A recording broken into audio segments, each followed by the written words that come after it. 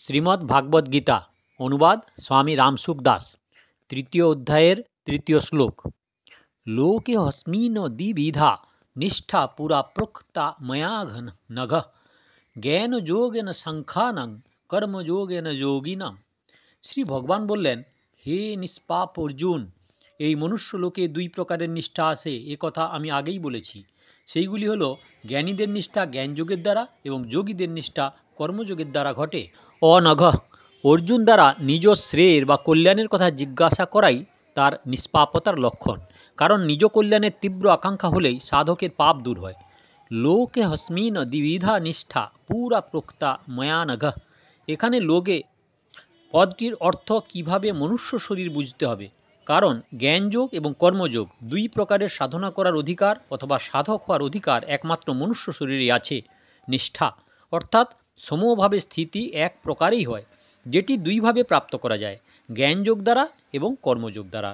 এই দুই প্রকারের যোগের পৃথক বিভাগ করার জন্য ভগবান দ্বিতীয় অধ্যায়ের 39তম শ্লোকে বলেছেন যে এই সমবুদ্ধির কথা আমি সাংখ্যযোগের বিষয়ে 11 থেকে 30তম শ্লোক পর্যন্ত বলেছি। এবার এটিকে কর্মযোগের বিষয়ে 39তম থেকে 53তম শ্লোক পর্যন্ত বলছি, শোনো। এষা তেহ ভিথা সাংখ্য বুদ্ধিযোগ তিম্মাং শৃণু। পুরা শব্দটির অর্থ আদিকালও হতে পারে, আবার কিছুক্ষণ আগেও হতে পারে। এখানে এই পদের অর্থ হলো কিছুক্ষণ আগে, অর্থাৎ পূর্বের অধ্যায় যেখানে অর্জুনের সংশয় ছিল। যদিও দুটি নিষ্ঠা নিয়ে পূর্বের অধ্যায়ে পৃথকভাবে বলা হয়েছে, তবুও কোনো নিষ্ঠাতেই কর্মত্যাগের কথা বলা হয়নি। মর্মকথা, ভগবান এই স্থলে দুই প্রকার নিষ্ঠার কথা বলেছেন, সাংখ্যনিষ্ঠা বা জ্ঞানযোগ এবং যোগনিষ্ঠা বা কর্মযোগ। ইহজগতে যেমন নিষ্ঠা দুই প্রকারের, লোকে হস্মিন দ্বিবিধা নিষ্ঠা, তেমনি পুরুষও দুই প্রকারের হয়। দাবিমৌ পুরুষও লোকে, তা হলো খর বিনাশশীল সংসার এবং অক্ষর অবিনাশী স্বরূপ। খর হলো স্থিতি অসিদ্ধিতে এবং প্রাপ্তি অপ্রাপ্তিতে সম থাকাকে বলা হয় কর্মযোগ, এবং খর হতে বিমুখ হয়ে অক্ষরে স্থিত হওয়াকে বলা হয় জ্ঞানযোগ।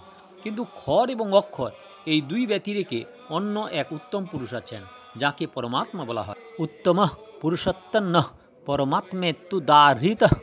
এই পরমাত্মা খরের অতীত এবং অক্ষর হতে উত্তম, সেই জন্য শাস্ত্রে এবং বেদে তিনি পুরুষোত্তম নামে খ্যাত। এই পরমাত্মায় সম্পূর্ণভাবে শরণাগত হওয়াকেই ভগবান নিষ্ঠা বলা হয়। তাই খরের প্রাধান্যে কর্মযোগ, অক্ষরের প্রাধান্যে জ্ঞানযোগ এবং পরমাত্মার প্রাধান্যে ভক্তিযোগ হয়। সাংখ্যনিষ্ঠা এবং যোগনিষ্ঠা এই দুই সাধকের নিজ নিজ নিষ্ঠা, কিন্তু ভগবত নিষ্ঠা সাধকের নিজস্ব নিষ্ঠা নয়, কারণ সাংখ্যনিষ্ঠা এবং যোগনিষ্ঠাতে সাধকদের আমি বলেছি এবং জগৎ সংসার আছে এর অনুভব হয়। অতএব জ্ঞানযোগী জগৎ সংসার থেকে সম্পর্ক ছেদ করে নিজ স্বরূপে স্থিত হন, এবং কর্মযোগী সংসারের বস্তু শরীরাদিসমূহ সংসারেই সেবায় ব্যয় করে সংসার হতে সম্বন্ধ বিচ্ছেদ করে।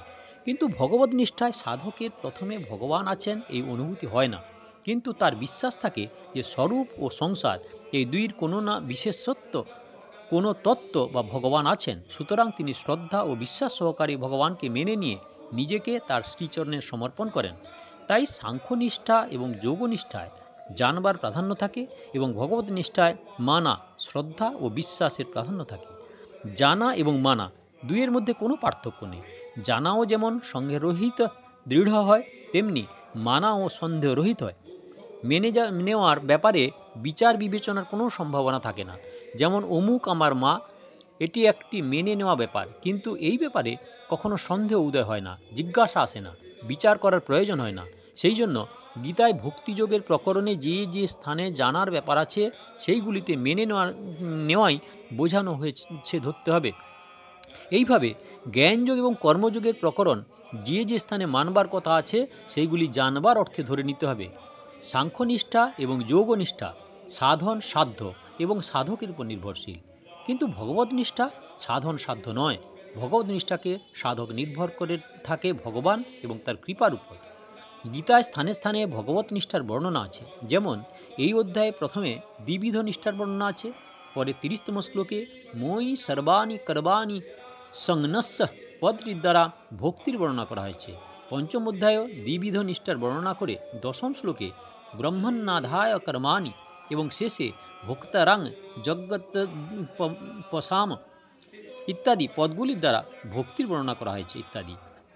জ্ঞান যোগেন সাংখ্যনাম, প্রকৃতি হতে উৎপন্ন সমস্ত গুণই গুণসমূহে আবর্তিত হচ্ছে, সকল ক্রিয়াই গুণ এবং ইন্দ্রিয়গুলিতেই হচ্ছে এবং এইগুলির সঙ্গে আমার কোনো সম্বন্ধ নেই। এইরূপ ভেবে সমস্ত ক্রিয়ার কর্তৃত্বের অভিমান সর্বতভাবে পরিত্যাগ করাকেই বলা হয় জ্ঞানযোগ। গীতা উপদেশের প্রারম্ভে ভগবান সাংখ্যযোগের বা জ্ঞানযোগের বর্ণনাকালে বিনাশশীল শরীর এবং অবিনাশী শরীরের কথা বলেছেন, যাকে অসৎ এবং সৎ নামে অভিহিত করা হয়েছে। কর্মযোগেন যোগিনাম, বর্ণ, আশ্রম, স্বভাব এবং পরিস্থিতি অনুযায়ী যে সমস্ত শাস্ত্রবিহিত কর্ম উপস্থিত হয় সেইগুলিতে, অর্থাৎ সেই কর্ম তার ফলে কামনা, মমতা এবং আসক্তি সর্বতোভাবে পরিত্যাগ করা এবং সিদ্ধি অসিদ্ধিতে সমভাবে থাকাকেই কর্মযোগ বলা হয়। ভগবান দ্বিতীয় অধ্যায়ের 47তম এবং 48তম শ্লোকে প্রধানত কর্মযোগেরই বর্ণনা করেছেন। এর মধ্যে 47তম শ্লোকে কর্মযোগের সিদ্ধান্তগুলি জানানো হয়েছে এবং 48তম শ্লোকে কর্মযোগের অনুষ্ঠানের প্রয়োজনীয় বিধি বলা হয়েছে।